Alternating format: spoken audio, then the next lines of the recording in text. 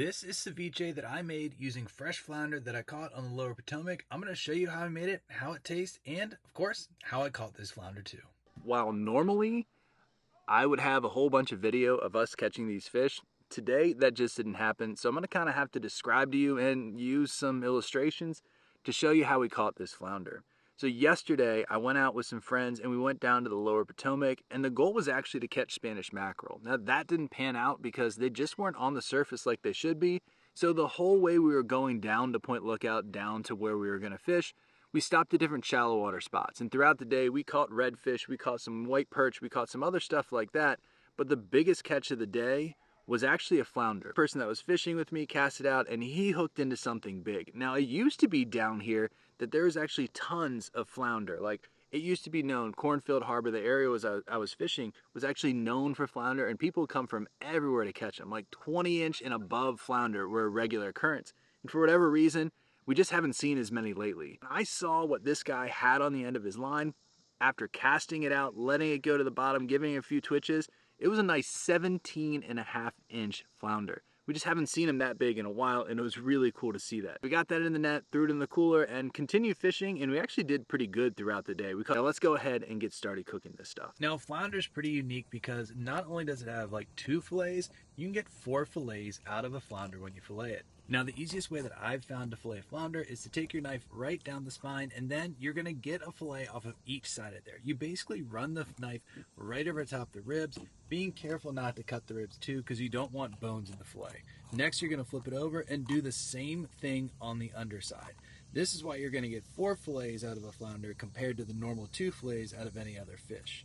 Now this meat right here on the bottom I think is some of the most sweet and tender meat of the flounder, so I'm pretty excited to give this one a try. It takes a little while to get used to filleting them like that, but you can get a good fillet after a while. After a quick cleanup of the fillet station, it was time to start making ceviche. And ceviche takes a lot of lime juice. You can also use lemon juice too, and I know some people use orange juice to kind of sweeten it up, but I went all lime juice here, and I ended up using over a pound of limes just for this recipe. You might want to go back to and squeeze them a little more if you don't get all the juice out the first try.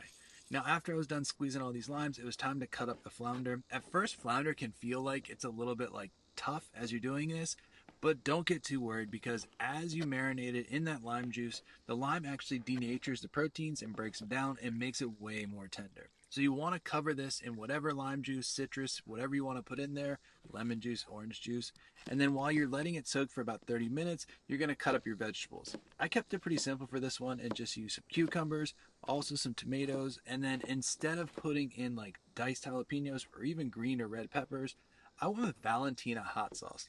I felt like if I went ahead and just put hot sauce in there, with the thought being the hot sauce would kind of coat everything and flavor everything. And of course you got to put some onion. Red onion is preferred, and you want to make sure you don't cut them too big because nobody wants a big old piece of onion. Top it off with some cilantro, and then like I said, Valentina hot sauce. Mix it all together, and that is your ceviche right there. The dock. Ceviche is all done. It sat for about 2 hours in there. I got some leftover tortilla chips from Chipotle, of course. It's the best way to use this kind of stuff. I'm gonna get a little bit of everything on there.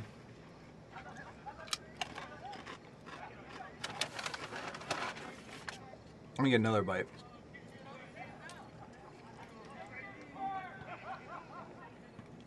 That's pretty good.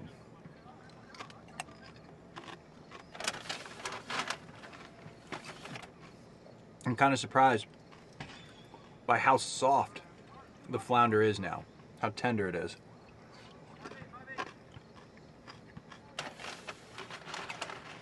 And everything pairs really well together.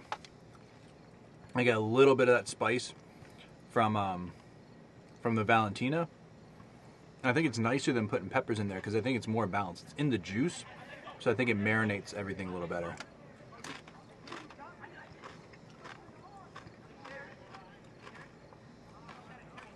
And that's really good. All right, here we go. Take one last bite. And